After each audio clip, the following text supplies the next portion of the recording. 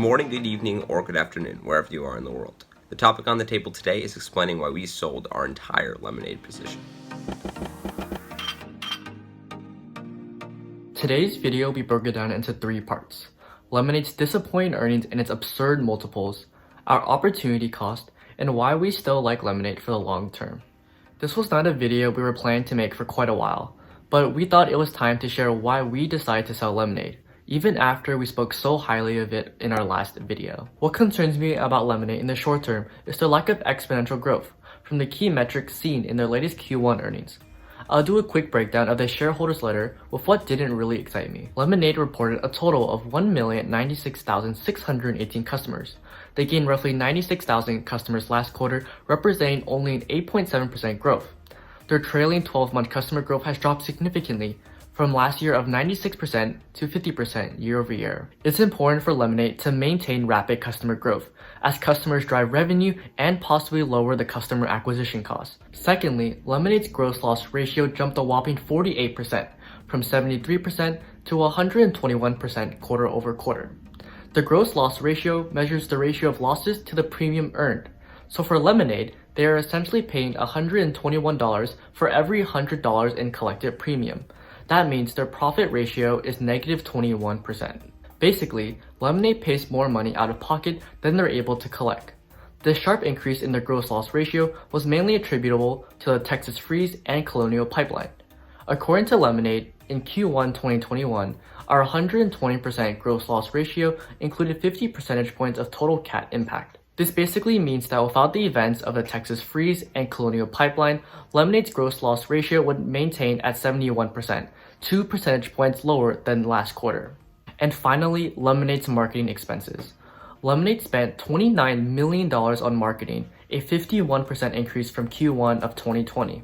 The increase in marketing expenses definitely impacted Lemonade's gross profit margins, lowering it to a concerning 8% from 37%.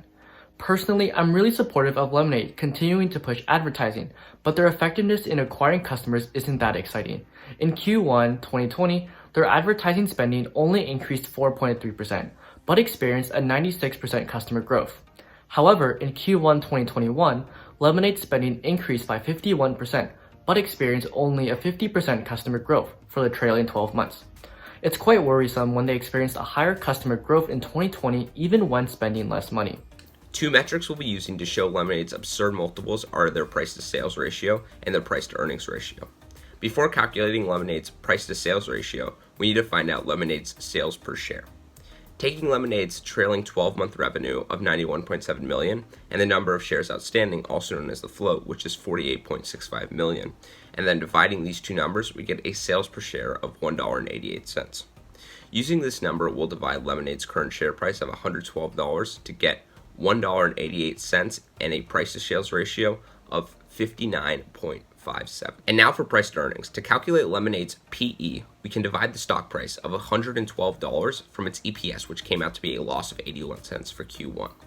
Therefore, if we divide that $112 by that loss of 81 cents, we get a price to earnings ratio of a loss of 138.27. Companies with a negative price to earnings ratio basically mean that the company is losing money while operating. Now let's look at Lemonade's competitors to see how they compare. There are 2 industries that Lemonade are generally placed into. These industries are the insurance industry and the technology industry. So let's compare Lemonade's PS and PE ratio to other insurance and technology companies in their field. First, let's take a look at the average financials of an insurance company. The average PE for an insurance company is 13, with a PS of around 1. However, due to Lemonade's growth and it being a very young company, valuing it as a technology company makes much more sense, as technology companies also tend to have higher multiples. The average PE for a technology company is 18, with the average PS of around 8. Lemonade's current 59.57 PS ratio would mean it would have to have extreme growth to fit its valuation. From the recent earnings report, we can see that Lemonade does not yet anymore have this extreme growth to fit this valuation. So no matter how you look at it, Lemonade as an insurance or tech company is expensive. Lemonade is trading at the same multiples of the highest growth stocks, but doesn't reciprocate the same growth of these companies. What is the meaning of opportunity cost? Well, the opportunity cost refers to the potential benefits an individual misses out on when choosing one alternative over another. So in this case, it's Lemonade. Personally, I thought holding Lemonade as a long-term position posed a greater opportunity cost than holding other stocks. From the money held within that investment, I felt like I was missing out on opportunities that could have generated far greater returns in a shorter amount of time. Lemonade held roughly a 15% weight in my portfolio, and I decided from all of my other investments, Lemonade carried the highest risk for short-term decline due to their mediocre financials and business growth. This was the primary factor for the reason why I sold Lemonade. But we still like Lemonade long term. Lemonade's business model is definitely unique with the implementation of artificial intelligence, data, and behavioral economics in their business.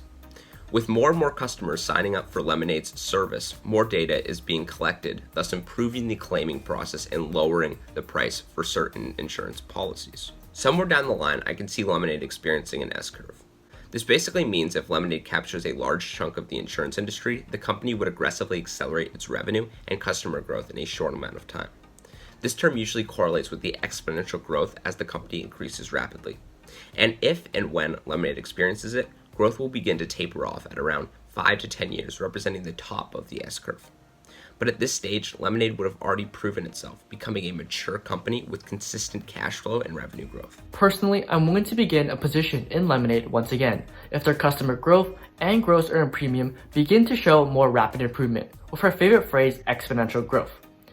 At the current price, I see roughly a 25% downside, in which I'm hoping to possibly initiate a position.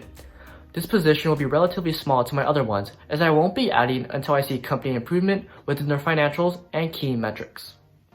Make sure to check out our Instagram page right over here, where we post daily stock market picks and updates. Make sure to check out our StockTwits, Twitter, and Discord, all linked in the description below, as well as hit that like button if you enjoyed the video, and hit that juicy red tomato subscribe button and those post notifications to keep up with our next post.